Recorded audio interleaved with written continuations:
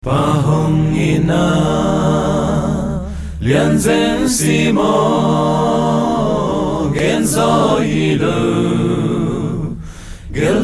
hilo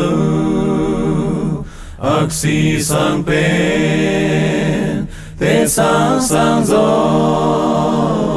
hel niam pen sung nangon ban zo monei te hong akit dingin hatta pahong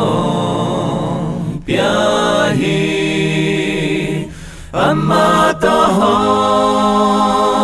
kilem saka mona hong mai sakit pahong ina masih te piringon lohi kisya kingay lo ring ti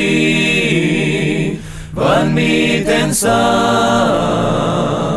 ding hi haksan na hun hong bei nga lấy tương gầm tê ông bê đình hi vì tên hoa tê tương trương đi ngà ông bước chỉ bừng chỉ đi người hi a hi hang pa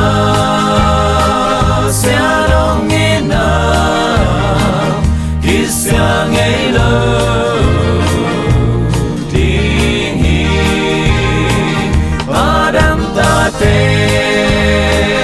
hong happy na van mi ten sa ding wa hong ina lian zen masi ve pi lo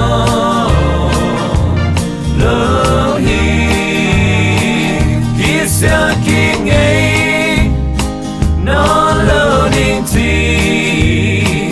van mi ten sa ding hi tui pi khem pe lại tui hi ni van tung khem pe